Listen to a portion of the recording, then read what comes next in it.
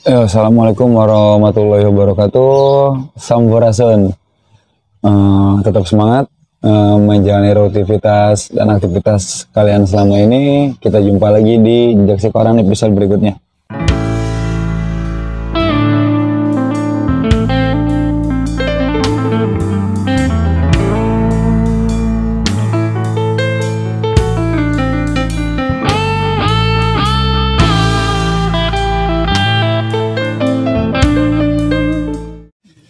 Oke, di episode kali ini gue ingin sedikit sharing tentang berkesenian itu ternyata menyenangkan. Oke, jadi untuk teman-teman yang emang kegiatan atau aktivitasnya di bidang kreatif, di bidang kesenian gitu segala macam, dan maupun yang tidak gitu, tetap harus bisa menjalani kehidupannya dan melakukan semua aktivitasnya dengan ikhlas gitu ya. Jalan aja udah, nggak usah diambil pusing ribet amat sih. Nah oke, terus di sini gue bakal sharing tentang seberapa asiknya sih kalian kalau kalian terjun ke dunia kesenian atau melakukan aktivitas di bidang kreativitas. Kenapa gue bilang menyenangkan? Karena di kesenian ini karena berkesenian ini adalah melakukan segala sesuatu aktivitas hal yang kalau menurut gue ya benar-benar tanpa adanya beban, dan lo bisa menikmati setiap prosesnya gitu, dan lo seneng gitu pada saat melakukannya tanpa ada tekanan, paksaan dan lain-lain gitu. Dan gue ngerasa gue bisa menemukan hal-hal baru, temen baru, bahkan sesuatu yang tadinya gue nggak pernah kepikiran gitu ya untuk ngelakuin sesuatu tersebut, hingga akhirnya gue ngelakuin.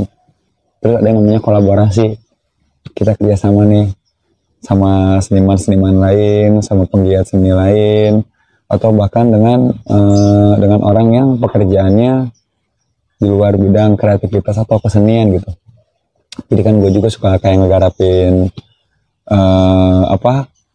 kayak perusahaan-perusahaan, kantor-kantor, bikinin video, bikinin jingle untuk mereka, untuk sekolah, bikinin video profile, company, desain segala macam. Dan ternyata ini menyenangkan loh. Ini dunia yang lu melakukan suatu aktivitas dan lu ngelakuin kegiatan dan lu dibayar gitu. Jadi nggak ada keterpaksaan gitu ketika ngelakuin ini semua gitu. Di satu sisi juga lu seneng gitu ngelakuin hobi lu, di satu sisi juga lu mendapat pemasukan. Aja ya. Emang pekerjaan paling ajib ini ya hobi yang dibayar. Oke, bicara masalah kesenian, kenapa tadi gue bilang kesenian ini atau seni ini menyenangkan? Karena di kesenian ini kan sebelumnya kan emang semua hal ini sebenarnya selalu berhubungan dengan yang namanya kesenian, walaupun lu nggak ada di bidang kesenian gitu. Tapi kalau menurut gue ternyata setelah gue pikir-pikir dan gue pelajari, ternyata semua bidang itu tetap mengandung yang namanya unsur seni gitu.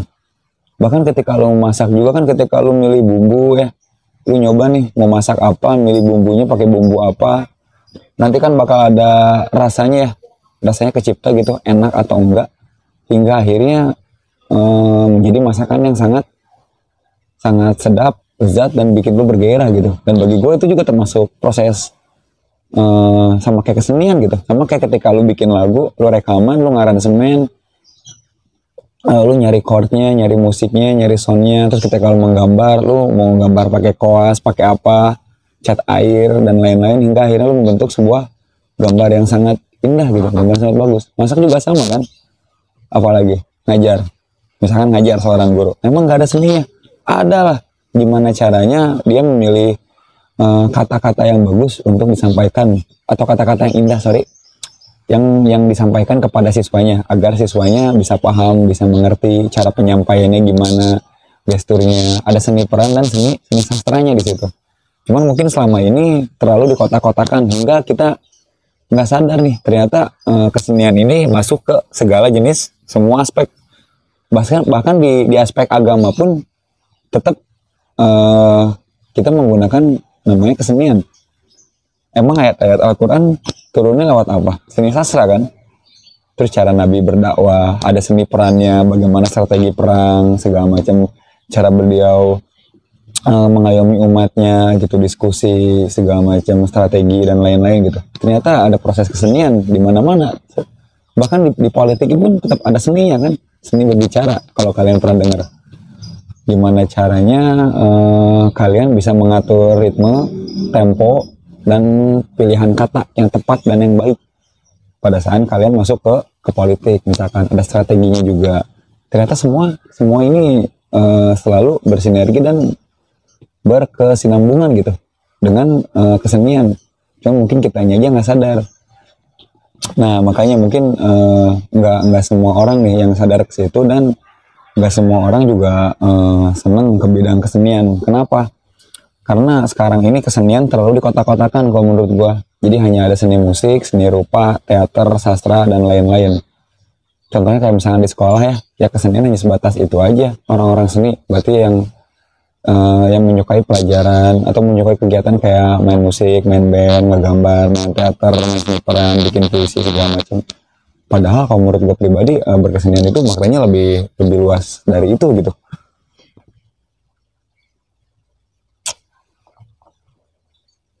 Nah apalagi untuk di zaman modern, zaman sekarang ya, bidang kreativitas sekarang kan benar-benar sangat dibutuhin gitu ya.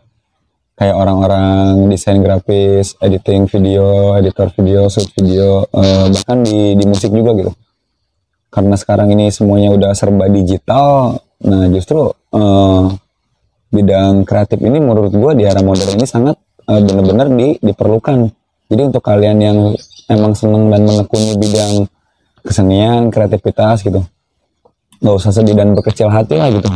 Kan di kita ini keseringannya kayak, lu ngapain sih main-main musik, lu ngapain ngegambar terus, ngapain bikin puisi, ngapain berteater terus, mending kerja gitu. Lah kita kan lagi kerja, ini nggak lagi main gitu. Emang sistem kerjanya kayak gini gitu. Emang sistem kerjanya seperti ini di bidang kreatif. Mungkin kayak khususnya mungkin untuk orang-orang kolot yang pemikirannya masih jadul ya. Pemikiran masih jadul kayak kerja itu harus di kantor, kerja ini harus berseragam, kerja ini harus bla bla bla, kerja itu harus bla bla bla. Nyampe ada kejadian beberapa temen gue, bahkan gue ngalamin gitu ya, kayak di saat temen gue lagi bikin desain, ngedit video, ibunya masuk ke kamar, terus marah-marah gitu ke dia. Kamu kerja gerak, jangan main-main komputer terus, jangan ngedit-ngedit video terus, jangan ngegambar terus. Padahal itu orang lagi dapat proyek gede dan dia lagi kerja, nggak sih duitnya dari situ gitu. Cuma karena bagi sebagian orang mungkin ini masih asing ya bagaimana cara menghasilkan uang atau pendapatan dari bidang kreatif seperti ini. Jadi dianggapnya kayak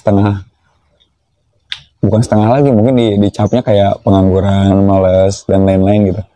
Kayak misalnya ketika gue lagi rekaman, gue lagi bikin album, gue lagi manggung atau lagi perform ada acara apa, tetap suka ada aja ketemu orang-orang yang bilang, kerja gerah, lu tuh udah umur berapa masa masih mau ngeband ginian main musik.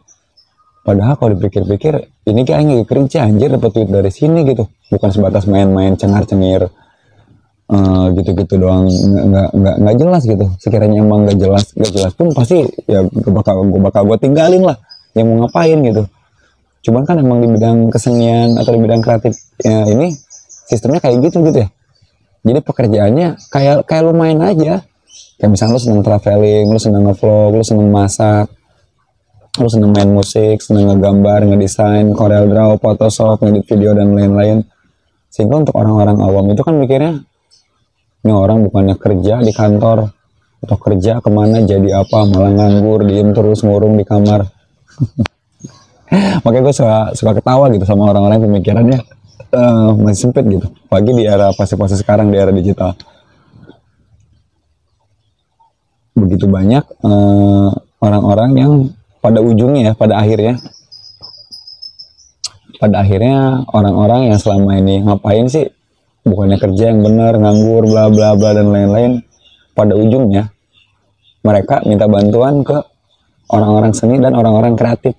Ketika mereka gak ngerti nih cara bikin desain gimana, cara bikin musik gimana, cara bikin video, dan lain-lain, bla bla bla bla, gak ngerti, ujung-ujungnya mereka minta tolong ke orang yang selama ini mereka anggap rendah, anggap sampah, dan anggap nggak jelas gitu. Jadi jangan takut untuk kalian yang memang sedang menggeluti bidang kesenian dan bidang kreativitas, karena kan rezeki mah udah ada yang ngatur ya. Rezeki mah udah ada yang ngatur, dan menurut gua takdir juga udah ada ketetapannya gitu. Kalau emang bidang dan hak lu sama Allah dikasihnya di situ, ya tinggal lu maksimalin aja sama diarahin ke hal yang positif.